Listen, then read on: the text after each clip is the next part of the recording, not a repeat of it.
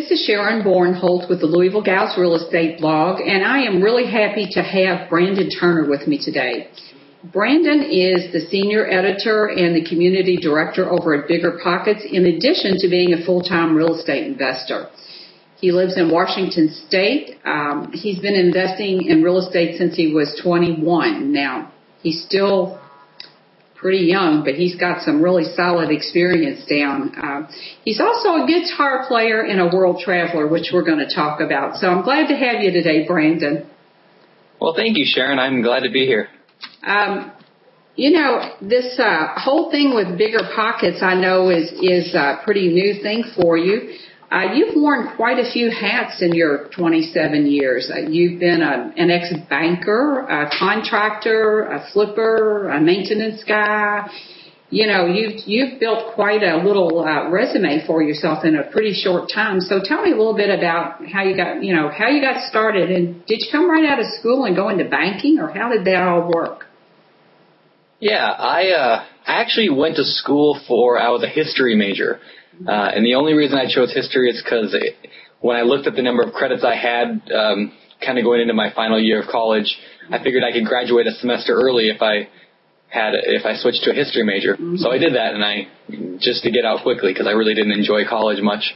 Mm-hmm. And had no idea what I was going to do after that at all. I never thought I'd actually go into banking. That was just kind of an accident, actually. I started investing in real estate, and I bought a house, and just because I didn't want to rent, and so I bought one. I was working I think I was making $9 an hour, and back then, banks were throwing money around. So kid right out of college making $9 an hour, sure, and they qualified me for a $200,000 house, which was insane. I didn't buy that big of a house, but they qualified me for it, and so I bought that. I fixed it up, I sold it, and I thought, well, that was a lot of fun. I should do that again, and so that's how I got into real estate. And then I started flipping as the market just started dropping. So I would buy a property, and then the market would drop, and I'd buy another one, it would drop. And it wasn't the greatest way to make a living off that. So that's how I went to the bank to try to get a loan, and I didn't get a loan, but they offered me a job, just talking to them. So I took the job, and I did that for a year until the market kind of leveled. Yeah, I had the same experience. I was rehabbing. And then the market started to go down, and they sat so long. Your money was just tied up so long, and I was using short-term construction loans, and then you had to worry, gosh, am I going to run out? What if I have to refinance? And I got into wholesaling kind of the same way, just almost by accident. So it's funny when you talk to people how the path that they take to get into real estate it just seems to almost fall into place. Yeah, it does. It's very, and I tell people today that they want to get into real estate. Everybody wants, a plan, and they want, this is a step-by-step way to do it, which is nice to have, but most good investors I know, it grew organically, from accidents and just from life happening. I think that's the best way to learn anything, is organically. I think it's a good idea to have a general direction of where you want to go, but I've asked almost every single person, what does your business look like today compared to what it looked like you thought it was going to look like? And every single person said it bears no resemblance to the way I started out. And what they all have said is it's so much bigger and so much better, but I could have never predicted how it was all going to turn out. Yeah, that's very true. I kind of feel the same way. I mean, I had a plan. I had written a plan. I read a book. I think it was, what was it called? The Unofficial Guide to Real Estate Investing. Mm-hmm. And it talked about making a plan. And so I wrote it down. I wrote down exactly what I was going to do for the next 10 years of my life to become a millionaire, is kind of how it was. And I followed I'm following fairly close to it, but I moved a lot faster than I thought I would. And again, that was kind of just by accident. I kind of fell into a few deals that were great that I didn't expect. I didn't go out and find them. But yeah, my where I am today is way different than Yeah, you really made, I talk to people all over the country and all different ages, and you're one of a couple of people I know that has really just grown organically pretty fast in the big scheme of things, because you've got real estate investors that have been around 20 years that probably aren't where you are. Yeah, I like to think I'm either lucky or very blessed. Either way, I've had a good run so far. Well, I think so. I think it takes a combination of all of that. Yeah, I think there's a quote. I don't remember who said it, but the harder I work, the luckier I get. Mm-hmm. Yeah, I've always loved that quote. Yeah, I love that. Yeah. So you began flipping. Those houses, you bought them and you fixed them up and you flipped them. And along the way, though, you began doing some buy and hold and holding on to some of those. Isn't that correct? Correct, yeah. It's because, we tried to sell them. I had one on the market for 6 months, and it just, as the market dropped, we originally paid $40,000 for it, and we put about $50,000 into it. So we had about $90,000 into it. And at the time, we thought we were going to sell it for $150,000. And we were down to $120,000 before I finally pulled it off the market and put a renter in it. And now it cash flows pretty nicely. I got a refinance on it, long-term, fixed rate, low rate. But it would have been obviously nicer to sell that at the time. But now I look back and I'm glad. Now I have a property that does cash flow every month, and I make income every month off it, whether or not it sells or not. So, yeah, so that's how I got into buy and hold, was kind of accidentally when the market forced that. It kind of forced my hand to do that. Mm-hmm. And that is the story for a lot of people. And I had to learn to kind of look at things a little bit differently in my business. Here, always before, I could depend on finding someone to rehab a house and sell it for, to a retail buyer. Then all of a sudden, they were doing just what you said. They weren't selling. So then my investors that I was selling to, they said, look, we've got a different criteria now. We have to have a plan B, and whatever we buy, we have to know that in that neighborhood, when it's all done, it'll cash flow. So then I had to start looking at everything from two different perspectives. Even, where my marketing came into play, because everybody had a plan A, but maybe they had to have a plan B too. So it changed the way I did business, not only the way like the rehabbers did business. But now I understand you manage dozens of properties now. Is that correct?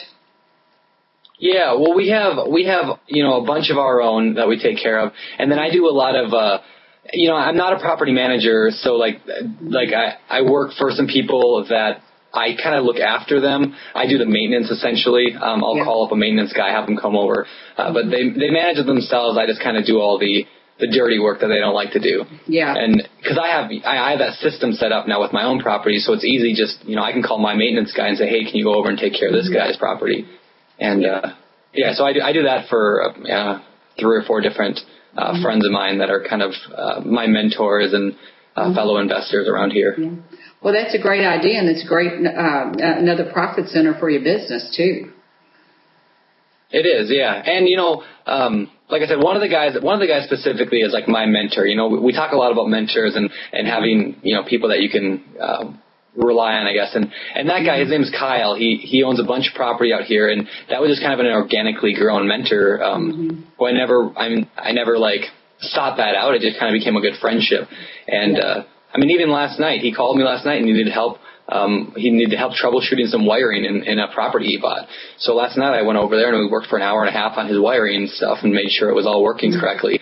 And I might bill him for the time, but I probably won't because, it's just, that's the kind of relationship we have. We'll go out to coffee once a week. He introduces me to, private people. I help him out. He helps me out. It's really a great relationship. And I always encourage people to look for those relationships. Look for people that you can add value. You can help them out. You can go and help them out with wiring for an hour and a half because, I'm going to get back much more than that hour and a half just from that relationship. I think it was Zig Ziglar that said, if you can help enough people get what they want, you'll always end up, getting what you want. It all comes back to you when you give. It comes back to you in some way, in some fashion. So if I'm understanding you correctly, you came out of school and you worked as a banker for a year, and then you just escaped. You weren't in any. Yeah. You weren't there for a long time like some people go, well, I won't even tell you how long. I had my other business, which I'd essentially created a job for myself. But, and then you read the E-Myth one day and you go, well, wait a minute, this isn't right. But so you got out, you escaped the 9-to-5, and you obviously haven't looked back since. I think that's safe to say. Yeah. Well, the funny part about that is they hired me one day. I was working at the bank, and I really hated it. I mean, every morning I woke up hating going to work, and I just despised it. I was also flipping a house at the same time, so and I was doing all the work on the flip. So it was 9 to 5 working at the bank, and then 5 to midnight working on the flip every day, and that was miserable. So then one day, at the bank, they said, "Hey, we need our break room painted, and Brandon, we know you do some work. Do you want to go paint our break room?" I thought, well, sure, that'd be a fun day to get paid to go paint a break room. And that day, I had so much fun painting that break room, I thought, I put in my 2 weeks notice that day and said, I'm going to go be a contractor instead.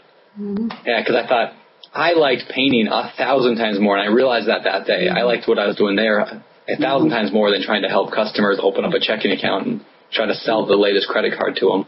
Right, right, yeah. You were just a born entrepreneur, and you're lucky you found what you loved. I know you love all things real estate, and I do. It's a passion, and you have to really watch when you go out with people that are non-real estate people, because you tend to just talk about real estate, and you just can't wait to tell them whatever your newest thing is. So I know from being on Bigger Pockets and writing for them, and you write for them, and you've now moved into a much bigger role on that site. I'm sure most people know what Bigger Pockets is, but biggerpockets.com is an online site, an awesome site for real estate investors and other people that are interested in that. So how did it come about, other than the fact that Josh was killing himself doing everything? How did you move into that position? And you're great at it, by the way. Oh, thank you.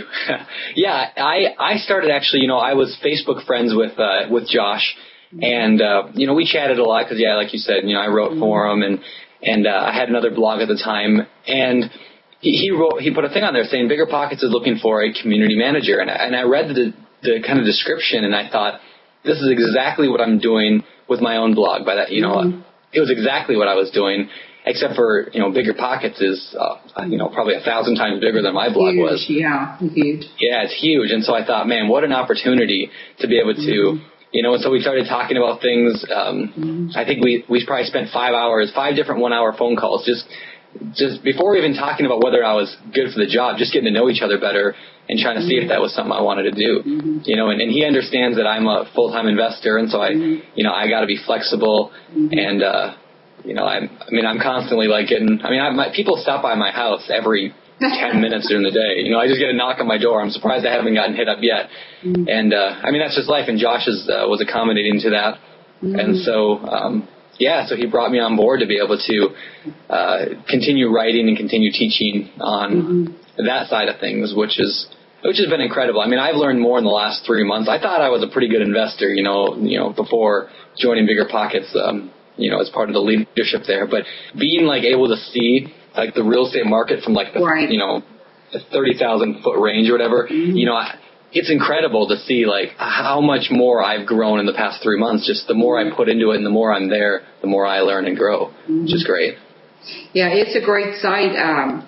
It really doesn't matter what level you're at on Bigger Pockets, which is what in your investing career, which is one of the great things about Bigger Pockets. You can be brand spanking new, and there's a ton of information there. The forums, you can go into the forum and ask any dumb question, which won't be dumb on that forum, and or you can be an advanced investor or anywhere there in between, and there's value. I can't think of a single instance where anyone couldn't find value on that site or find the answer to their problem or to their question. Yeah, it's true. I joined Bigger Pockets, I think, 5, 6, 7 years ago, something. When I was buying that first property, very, very beginning of my career, and I bought that house, I started watching the flipping TV shows, and I remember thinking, wow, this looks like a lot of fun. I should get into flipping houses. And I told my dad, I said, at the time I was going to go to law school, actually, being a history major, you got 2 choices, go to law school or go be a teacher. So I was going to go to law school. Yeah, so I was going to go to law school. I took the LSAT test. I got all ready for that. I was applying for schools. And that's when I started watching the flipping shows. So I remember telling my dad that I wasn't going to go to law school anymore. I was going to be a real estate investor. And, besides the obvious disappointment there, there was also well, this is what's going to happen, Brandon. He said, this is what's going to happen. The tenants aren't going to pay rent. You're not going to have the money to pay your mortgage. You're going to get foreclosed on, and you're going to live on the street. I mean, it was essentially the message I got. Yeah, so I went on Google and I typed in, or I think it was Dogpile at the time, or whatever the popular search engine was, and I typed in what to do when tenants don't pay. And I stumbled across Bigger Pockets, and I joined, and I asked that question in the forums, and I just started building from there. So, I mean, as a complete newbie beginner, Bigger Pockets kind of taught me everything I knew. So it's kind of come full circle back to being able to, teach other people what I know. And I still ask questions all the time. Like I ask, hey, I'm dealing with this issue. I'm not sure what to do with it. So like exactly like you said, yeah, it's, whether you're brand new or experienced, it doesn't really matter. Yeah, you never know it all. And about the time you think you've kind of gained expert status in one area, you realize there's still more to learn, and you pick another area usually, so then you get to start all over. Yeah, I've been reading a bunch of your stuff on direct mail lately because I know nothing about direct mail, and I've never done direct mail. I kind of been afraid of it because, I'm like, oh, is it worth the investment? I'm not sure. But yeah, I've been paying a little bit special attention to all of the direct mail stuff lately because I want to start doing direct mail, especially with bigger properties. I want to start direct mail towards apartment buildings or multifamilies. Yeah, it's I probably shouldn't even say this, but I've been doing direct mail since before the internet, which I know is a totally foreign concept to somebody your age, but years ago, we did direct mail, and we, when I had a home inspection business, we used to actually drive to the realtor offices. That was your presence. You put out flyers. You got to be known that way. It is 1,000 times easier now with the internet and sites like Bigger Pockets to do that. But, direct mail is still the number one source of leads for me for my niches. Now, I don't think you can just go and just not have a strategy and not have a niche. But it still works. It's amazing because you can find those absentee owners or probates or whatever the niche is. It's a very narrowed down market. Same way with apartment buildings. It's a very narrow selection that you can make. And it's not the same as in the long time ago when you had to do television advertising and hope someone that you wanted to provide your service or product to happen to be on the TV. It still works as good as it did 20 years ago, if not better for that. So I would encourage you to really do that. And there are some people that are being very successful with direct mail, and coincidentally, they do a lot less as far as the numbers because of the niche they're in. It's an affordable thing to do. So the other thing that kind of intrigues me about you, other than the fact that you play guitar, which I think is cool, is that you love to travel. And I love what you said. I'm going to read this because I'll certainly screw it up. You said, life is vacation, and I just put up with life in between trips. I think that's wonderful, and that is exactly where I would like to be. The difference is you've actually already done it. I mean, you've been to a whole bunch of countries and 48 states. So how did you manage to do that? Do you just take off and travel just because? Well, I grew up, my dad and mom love vacation. We used to go on we went on 4 vacations a year. My dad had 4 weeks of vacation, and we always drove. No matter where we went, we drove. So it started at a young age. And then when I got married, we usually go 2 or 3 times a year. We'll try to do a big trip somewhere. Now, I have to admit, like, the early trips were not, I probably should not have done them because at the time I thought, well, I'm going to be flipping this house. I'm going to make $20,000 on this house. Let's go to Hawaii. And then the house didn't sell, and we ended up just renting it. It's like, well, now what? Now we got some credit card debt to pay off. So I admit that some of those weren't the best ideas, but no, I absolutely love to travel. We still do as much as we can. We went to Europe last year, and I'm hoping to go back again this year. We just did the backpack thing. We went from London, went over to Paris, Switzerland, and then Italy for a couple of weeks, and that was amazing. That's very cool.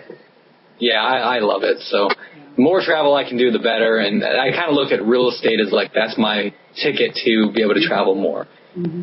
It is, because you can truly design your life around it. And I think that is the part of having a plan that you need to think about. I think it's what kind of a lifestyle do I want? And then that will influence your decisions, possibly on the types of real estate you do, or maybe you'll mix it up and you'll do some and then you can take a break and go travel. But you certainly cannot have that kind of freedom with a job. There's just no way you can have that when you have a job. Yeah, no, that's very true. And a lot of it is, you know, because I know that that's the kind of lifestyle I want to lead. I know that I have to create systems that allow that to work. And so, you know, I hired a resident manager to live at the apartment complex so that way he can take care of all the maintenance concerns that I have there. And he shows units, and I've kind of had those systems in place. We're getting into, I like to bill my tenants. I know a lot of landlords don't do that, but I really like the idea of monthly bills. So I'm trying to find, and I found a couple like automated billing companies that will just send out the bills every single month. And, you know, I can include late fees on there. So those are the kind of systems I'm trying to set up so I can take a more hands-off approach, which has helped quite a bit. I mean, yeah, I used to spend, you know, I don't know, probably 40, 50 hours a week managing my property. Now it's down to 5 or 10, if that, and I get to spend a lot more time trying to find new leads and hanging out on bigger pockets. So it's been working so far. And systems are the key to that, and I can give you a resource for that too. I have a really good friend that was managing. He probably had 75 properties before he ever hired a part-time girl to come in, and the key was he had developed his systems, and he has a system for everything. His name is Mike Butler, but I can give you some information and tell you how Mike does that. And for the longest time, Mike had 100 properties, and Shirley came in one day a week, and then finally, you know, over time she came in as he grew, you know, into property management and teaching and all of those other facets of his business. But tell everybody, Mike is the master of systems, and that's why he did that. I agree. It's Mike's book, actually. Mike Butler is a landlord and on autopilot. That was the book that, I mean, it changed my landlording, like, completely, my system. I mean, I would say 90% of my systems are based on things that he mentioned in that book. I mean, I recommend that book above almost all other books on real estate out there. It was great. It's a great book, and we talked about that a little bit when I interviewed Mike back in the last year sometime. But Mike he set up a thing where it's called tenant tracking, and he's integrated it with QuickBooks, and it's just like magic. But you could, if you know about Mike Butler, you can certainly find information about that. But you know, when Mike started, he was undercover police detective, had a full-time job and a bazillion properties. And, you know, you just say, how can one person do that? It's just almost unimaginable. But it's systems. That's the answer. He has a system for everything. So, well, I know that you have written a book called Bigger Pockets Guide, How to Rent Your House. And so you're already an author. And I wanted to ask you, do you have plans to maybe write some more things, do some training courses, that sort of thing? Probably, yeah. You know, the book actually came out kind of by accident as well. I was just writing a blog post. I was going to write, 1,000-word blog post, and I just kept going. And before I knew it, I had, I think, 6,000 or 7,000 or 8,000 words in there. And, I thought, well, I might as well make this into a book that I can put on Amazon to try to, help more people. It's basically all my strategies that I've learned over the years on how to rent a house out, just put into a book. So, I love writing. I absolutely love it. I would love to just be a writer. Real estate is amazing, but writing is my love. I could write all day long, every day. So, I definitely hope to be writing more books, more guides for bigger pockets. I write, at least 2 or 3 times a week anyway on the blog. So I'm going to start hopefully cranking out more books and more just helpful things to help people out. Mm-hmm. Yeah, I think that's a great idea. And I have found that for just about every real estate investor I know, it's a natural progression to move into that direction. into books and products, and before you know it, you're coaching, and it's pretty hard to be successful and not have the desire to help other people. It just seems to be the people that end up being successful have that trait, and that's what they do. Just kind of like to finish up. I know that we've talked a little bit about kind of having a plan, but having a change in your plan. What do you see? Do you have a vision, given that you want to travel, you want to write for bigger pockets? Have you thought about, given some thought, I'm sure you have, to what you want your business to look like so that you can have the lifestyle that you want? Yeah. I have a lot, actually. Lately we've been thinking more and more about how I don't think I'll continue to manage my own properties forever. Mm-hmm. I definitely want to take a more passive role in that, and whether that looks more like property management or whether that means more note investing and investing in mortgages or those kind of things, I haven't really decided which way I'm going to go of those two. But I definitely like and everyone goes through that. I think, like, there's stages in the real estate, Yeah, you start out going, you doing all the work yourself, and then you kind of graduate to being the manager of the work, and then you kind of graduate to you're being the owner, and then you kind of graduate to being the money. And right. So it's those, like, 4 stages that every investor kind of goes through. So I feel like I'm kind of graduating from the managing to kind of the owner right now, and maybe from the owner to the money, hopefully sooner rather than later. That's a great blog post, by the way. Oh, thanks. I'm sure there's a lot of people haven't thought about that. I thought about it in exactly those terms. Well, I really appreciate you coming on today. It helps people so much to hear other people's stories and to have people of all ages and from all backgrounds and from all parts of the country, because I had a fellow tell me one time, he was a minister, and he called me and he said, would you consider doing an interview, because I'm in a very poor city and a very poor parish, and the women in my parish cannot even grasp the fact that it's possible for them to have a business. It's not even something they can think about, because they were raised in a neighborhood where that just didn't happen. But it's not only women. There are a lot of men out there that think, due to my circumstance or my life where it is now, I can't do this. But to actually see someone that has done it and done it successfully is tremendously helpful to those folks. Yeah. So thanks for that, and for telling your story. I think, there's just so much to be learned here from Brandon and from his work and from Bigger Pockets. I encourage everybody to go over to Bigger Pockets, check the site out. Josh Dorkin has done a great job with that site, so I want to be sure and give them a great plug. And I know Brandon works hard over there. So thanks once again, Brandon, and we will have your interview up on my blog, the Louisville Gals Real Estate blog, here in a few days. And if you have any questions for me or for Brandon, will be a spot on there for you to ask those, and we'll see that you get some answers. This is Sharon Vornholt from the Louisville Gals Real Estate blog. Thanks so much for watching. Thanks, Sharon.